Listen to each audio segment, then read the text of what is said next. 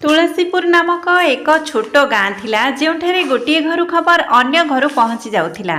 जेपरी कांथर कान अछि मिताली एही गाँव रे रहुथिला। से जणे सरल निरीह झियो थिला। पिलाबेले तांका बापा मां को देहांत होई जाइथिले। से तांका मामू घरे पढ़िथिले किंतु सेठारे से केबे निजर भावना अनुभव करि नथिले। मिताली 21 वर्ष बयसर थिले। से सुंदर एवं सुपरिचित थिले किंतु भाग्य तांका विरुद्ध रे थिला।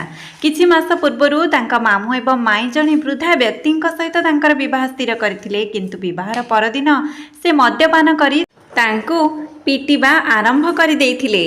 तापरे से तांको पिटी मामू घर को फेरी जिबाको बाध्य कला। तापरे गोटे दिन मामू घरे अगणारे चाउल सफा करुथिबा समय रे तांको माई राधा कहिले, तुमे एही घरे केते दिन रहिबो? आमे भाबिथिलु जे तुमरो विवाह करिदेले आमे सर्वदा खुशी रे रहिबु, किंतु ना, एही राणी विवाहर किछि दिन पर फेरी आसिले। जदि मु फेरी नथांती तेबे से मते मारी देइथांते माई। किंतु माई मो बोझ हेबाकु चाहू नाही। जदि बोझ नुहे तेबे तुमे दिन को 2 थर खाद्य खाउच, मो बुझी पारुची। आमे सारा दिन कठिन परिश्रम करूचु एवं तुमे जणे राणी मागणा रे खाउच। सेही वृद्ध व्यक्ति तुमको मागणा रे विवाह करिथिले एवं तुमे फेरी आसिल। हाँ, एबे किए जाने तुमे केते दिन आम मुंड उपरे बसी नाचिबो? सेमानक कथा शुणी मितालीଙ୍କ हृदय विदारक होईगला, किंतु से नीरव रहिले। ठीक सेतिकी बेले गाँवर सबुठारु वयस्क एवं ज्ञानी महिला प्रमिला देवी उपस्थित हेले। तुमे कौन कहूच राधा? तुमे तुमर भाणीजी विषय रे कि प्रकार कथा कहूच एवं केवल तुमे ताको बोझ बोली भाबे से कौनसी खुंटी रे बांधिब नाही एवं से सेठारे तांकर समग्र जीवन बिताइब। से मनीष पशु नुहे। हाँ, तुमे तांको पाई दया अनुभव करुच तो तांको निज घर को नहीं जाओ। तुमे जेकोसी प्रकार एका रहुच, तुमे किछि समर्थन मध्य पाइब। हाँ हाँ, मोर ताकू रखिबारे कौनसी समस्या नहीं। तुमे ताकू ताना दियो नहीं। आस झियो, मो सहित आस, एबे मो सहित आस। प्रमिला देवी तांको सांगरे नहीं गले। तांको घर पाखरे आउ 3 जण पड़ोसी रहुथिले, सरस्वती, कमला एवं पद्मा। अन्य पड़ोसी सेठारे एकाठी हेले। भय कर नाही झियो, भगवान तुमर पितामाता को नहीं जाइछंती, किंतु मानवता एबे भी बंची रहिछि। तुमे एबे ठारू मो सहित एठारे रहिबो। मिताली कांदी पकाइला। से एते संस्कृति संपन्न झियो एवं लोक माने तांको बोझ बोली भाबुचंती। आजिकाली आमर निज लोक माने मध्य परस्पर को समर्थन करंती नाही। जदि आमे महिला माने परस्पर को समर्थन न करू तेबे किए करिबो? एबे तुमे आमर झियो। एबे समस्त पड़ोसी मिताली को भेटी बहुत भल पाउथिले। मिताली मध्य सेमानक सहित भल मिसिथिला एवं सेमानक सब किछि रे सहाय्य करिबा आरंभ करिथिला। ओ हे माउसी, तुमे एही पानी पात्र काहेकि आणुच? तुमे मोते कहि परिथांत, मु आनिथांती। एठाकु दियो। झियो, तुमे न पचारि सब घर काम कर। तुमे आसीबा परठारु तुमे एही बुढ़ी को किछि करिबाकु देउना। हाँ, कारण एबे तुम झियो एठारे अछि, आउ एबे मु तुमको मध्य किछि करिबाकु देबी नाही। खुशी रुह मो झियो। ठीक अछि, एबे जाओ एवं खाओ। मु तुमर प्रिय पनीर प्रस्तुत करिछि एवं सरस्वती, पद्मा, कमला माउसी को मध्य कहिछि, से माने मध्य आसीबे। बा, तुमे बहुत भल काम करिछ। पनीर शब्दटी शुणी मो मुहरे पानी आसीगला। तापरे समस्ते एकाठी बसी खाइले। एहीपरि 4 दिन बीतीगला। मिताली केबे तांका मामू माईंक पाखकु गले नाही। से तांका पड़ोसींक ठारु एते भल पाइबा पाइले जे से केबे तांका मामू एवं माईंको मने मध्य पकाइले नाही। तापरे मिताली को देखि प्रमिला देवींक हृदय दिने भांगी गला। तांका मनरे केवल एतिकी चिंता आसीथिला जे से मरिबा पूर्वरु ताको विवाह कराई देबे। भौणी माने, मु तुमको एठाकु डाकिछि किछि गुरुत्वपूर्ण कथा आलोचना करिबा पई। कथा कौन? देख, आमे आजी एठारे अछु, काली आमे चली जिबा। काली मितालीर कौन हेबो? बिचारा झियोटी एका रहिबो। तुमे ठीक कहूच। हाँ भौणी माने, आमर पितामातांक कर्तव्य पालन करिवार समय आसीछि। तेणु एबे आमको ता पई एक भल पुओ खोजिबाकु पड़िबो। ठीक अछि भौणी माने, एबे काम कर। 4 जण आखपाख गाँव तापाई उपयुक्त साथी खोजिबा आरंभ कले। किछि समय परे सेमाने पाख गाँव गोटे पुओ पाइले, मिथुन। जणे अत्यंत सचोट परिश्रमी पुओ। से खेतरे काम करुथिला। तांकर माता नथिले। घरे तांकर केवल जणे वृद्ध बापा थिले। प्रमिला देवी तांका बापांकु भेटिबाकु गले। देख, तुमर पुओ मिथुन बहुत भल एवं आम झियो मिताली मध्य संस्कृति संपन्न। आमे तांका पड़ोसी रे रहुचु एवं तांकर विवाह स्थिर करिबाकु चाहुचु। एहार अर्थ कौन? झियोटीर केही नाहंती? केही किपरि रहिबे नाही?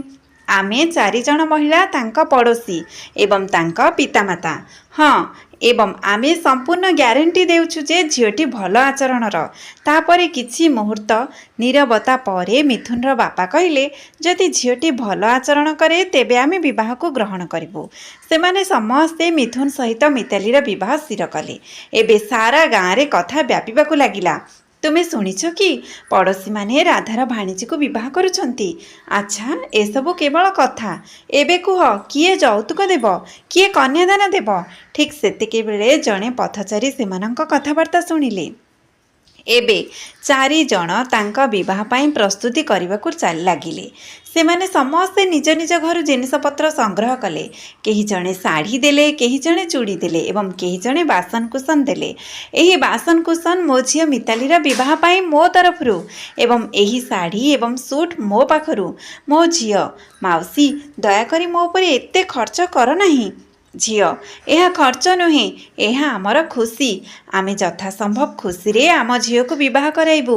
एबे विवाह खबर मामू एवं माईंक पाखरे पहुँचिला एवं सेमाने क्रोधित हेले। आमर कौनसी सम्मान नाही, आमको न पचारि तुमे किपरि विवाह करि परिबो?